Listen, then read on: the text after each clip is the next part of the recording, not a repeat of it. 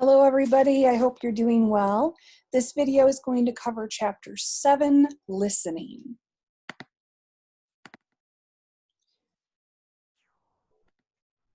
All right, so to start out with, in terms of a definition, listening is the active process of making meaning out of another person's spoken message. You need to remember the active part. It's not automatic. Doesn't mean just because there is a sound that's coming in your ear that you're actually listening. Hearing is the sound coming in the ear, but listening requires more than just hearing.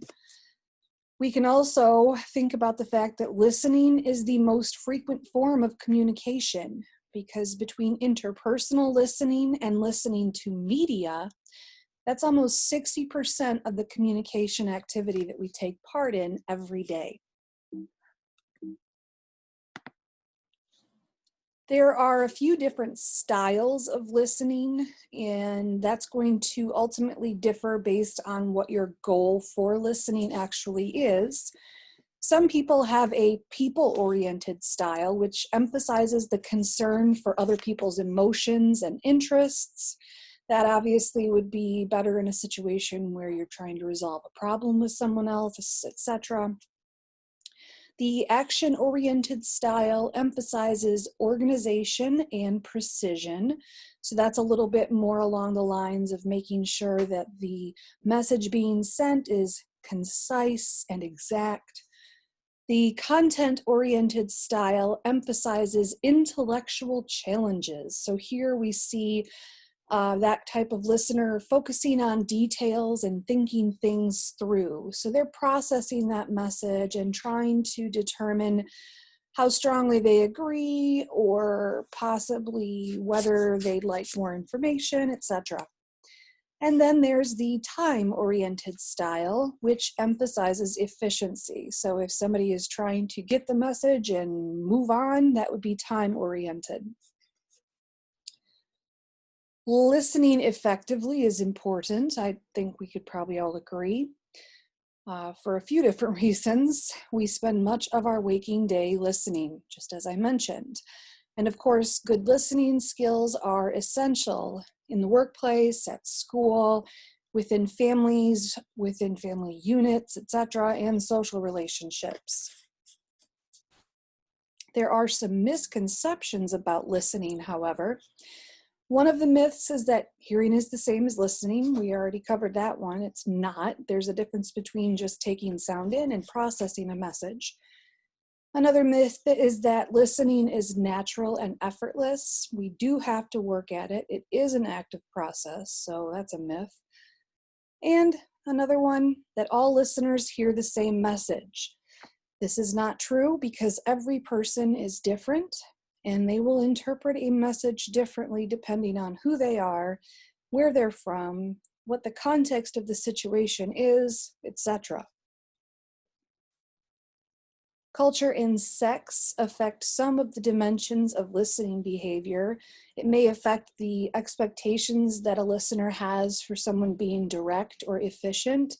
We find that quite often men are looking for more directness and efficiency as they're listening, etc. Nonverbal listening responses may also differ between culture and sex. There may be different levels of attention that are paid to the response. In other cultures, they don't necessarily have as many nonverbal responses to someone's verbal message. We may see that men tend to also have fewer nonverbal responses. When we think about the listening process, there is a mnemonic called the Hurrier model that explains the stages of effective listening. So the first stage would be hearing. So that's where our H comes from. Can we actually hear? The second stage is understanding. So we have to determine whether we understand the message. The third stage is remembering. Can we remember things to aid us in understanding? So maybe we have heard similar things before and we try to recall that information to help us understand. The next stage is interpreting. This is where we pay attention to the verbal and nonverbal cues, and then we signal our interpretation of the message. So we take that message in and start to decode it and determine what the message is. And then the next stage is evaluating. We start to judge the accuracy of the message, and we try to sort through facts versus opinions that are contained within the message. And then the last stage is responding. This is where then we provide feedback to the sender of the message. So when we talk about that last stage, the response stage, there are different types of responses that we might use. Some of them better than others. The first would be stonewalling. This is where you would possibly just respond with silence and a lack of facial expression. This one is not the greatest in the world, that's for sure. Another one would be back channeling. This is as you're listening, you might be nodding your head or using facial expressions to show the sender that you're paying attention to them. You might paraphrase, where you restate the message in your own words to show that you were listening and that you understood the message. You might empathize, where you convey that you understand and then also share the speaker's feelings. For example, responding with something along the lines of, I know how you feel, and then following it up to demonstrate how it is you can actually recognize how they feel. Another one would be supporting. This is where you would potentially express your agreement with the speaker's point. Obviously, support their point, tell them that you are on their side, etc. Another one is analyzing. This is where you might provide your own perspective on what the speaker said. So maybe you have a different take on it. You have a different experience, so you then offer that to the speaker. And then advising is where you would communicate advice to the speaker about what you think they should do, what you think they should think, or how they should feel. So this is a little more along the lines of judgment and offering, obviously, advice, encouraging them to take action on whatever it is that you believe they should do. There are a few different types, or ways of listening. The first one is informational listening. This is when we are listening to learn. So we will often engage in informational listening when we're taking notes in class, when we're listening to the news or watching the news, or maybe paying attention to driving directions on our phone or our car. Informational listening is a pretty passive process. We're not having to give feedback or any response in particular. It's just absorbing information, listening to it. Critical listening is when we listen to evaluate or analyze something. So here, we engage in critical listening when we pay attention to a commercial and we try to determine whether we'd actually want to buy that product. So we're listening, but then we're also trying to consider the validity of the message and whether we feel we agree with it. Critical listening doesn't necessarily mean that we're criticizing what we're hearing. We're not necessarily passing judgment. It's just that we're evaluating. And obviously, this way of listening is going to be more engaged than informational listening. Another one is empathic listening, which means we're trying to understand what the speaker's thinking or feeling. In this case, taking another person's perspective helps us understand the situation from someone else's point of view. Empathic concern is the ability to identify how someone's feeling and to experience those feelings ourselves. So listening on that empathic level is a pretty engaged process as well, and it takes a little bit of effort in terms of trying to put ourselves in that person's shoes. Online listening, this can still take place, obviously, and it can still be effective, just as effective as face-to-face. And we find that quite often, people that are online, especially in support groups, have the opportunity to listen actively and empathically to what others have to say. And often it's easier because when you're part of a group, you generally, or support group, something online, you all have that common bond. So it becomes an in-group, and then you can obviously communicate and listen on a deeper level than if it were someone that didn't necessarily have the same experience.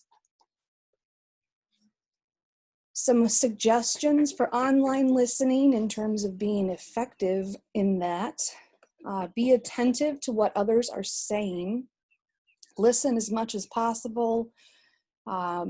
Engage in active listening. Also remember that words can be misinterpreted. That can happen whether you're in person or online.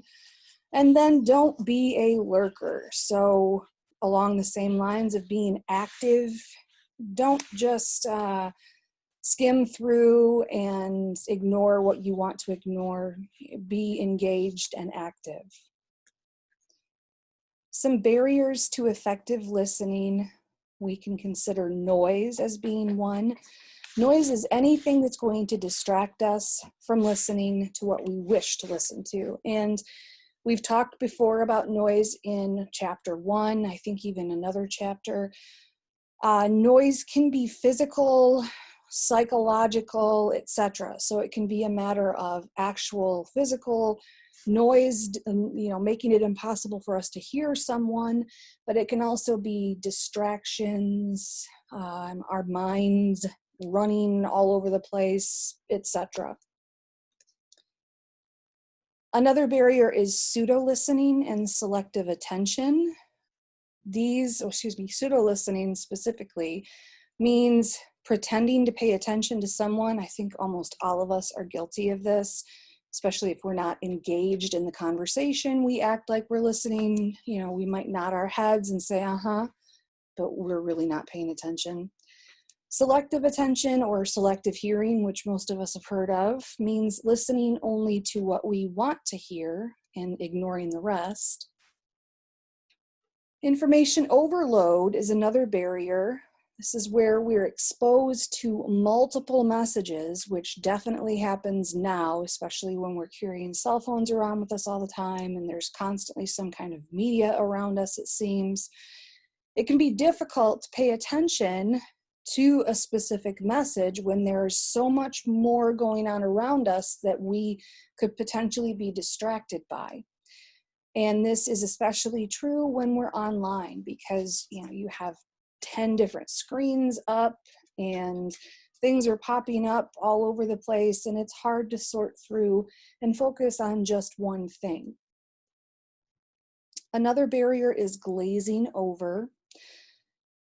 It's pretty much the case for everyone that people speak slower than we can actually listen. We're capable of processing a message at a much more rapid pace than people are able to speak.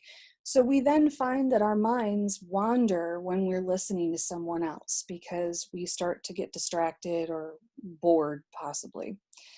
So the downside of this is that it could cause us to miss important details. We might not listen as critically, and it could also make us look like we're not listening to them. So it could be that pseudo-listening type of situation.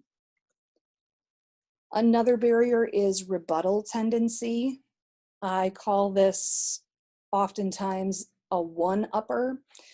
Rebuttal tendency means that somebody is constantly debating a speaker's point and trying to come up with a reply while the person is still speaking. So this might also be, another one would be a devil's advocate. So the problem is that a lot of times while someone else is still talking, we start to try to figure out what our response is going to be to that person, because we feel like we need to respond to them right away, or maybe we think of something really interesting that we want to say next. And so then we start to pay attention to what we're thinking and not what the other person is saying, because we have to invest that mental energy into our message versus interpreting their message. So the best idea there is wait until the person's done talking and then take a second or two to formulate your message so that you actually hear everything that they have to say. Another barrier is closed-mindedness. This is the tendency not to listen to anything with which you disagree. So if somebody says something that you don't agree with, then you just completely tune them out, even if they're not talking about that particular thing anymore. Many people only end up being closed-minded about certain issues, not about everything. I would say that it's probably more common with politics and politically charged topics. So it's not that somebody is always closed-minded, it just happens on occasion. Another barrier is competitive interrupting. This is also another one-upper situation. Competitive interrupting means using interruptions to take control of a conversation. So they might say, oh my gosh, yes, I did that, but I made 7 shots in a row. And so they're trying to compete to gain control of the conversation. We find though that most interruptions are not intentional. Usually it's just that people don't realize that they are interrupting, or there's something that they really need to say at that particular moment, etc. In order to become a better informational listener, you want to consider what is said and what is not said. So don't insinuate or assume things. Only go with what was actually spoken. Avoid the confirmation bias, which we've talked about before, but that's the tendency to pay attention only to information that supports any values and beliefs that we have about something. So you need to pay attention to everything, not just something that ultimately is going to fit in with what you previously assumed. And then also listen for substance more than style. So get to the root of the message and not, how fancy it was on the outside. To become a better critical listener, be a skeptic. Think about what is being said and actually evaluate the efficacy and the realism of that claim. You also want to evaluate a speaker's credibility. Are you confident in their level of knowledge? Do you believe them? And then also consider the probability of something actually happening. So evaluate whether this claim is potentially realistic. To be a better empathic listener, you want to make sure to listen non-judgmentally. So don't let any of that kind of stuff come in your head as you're listening. Acknowledge a person's feelings and then communicate support non-verbally. This is especially important with empathic listening, is those non-verbals. You don't always have to say something in response. All right. So that is the end of chapter 7. And if you guys have any questions at all, please don't hesitate to let me know. Of course, read your textbook, do your homework so that it'll help you understand some of these concepts even better. And I hope you all have a lovely day, evening, etc. And I'll talk to you later. Bye-bye.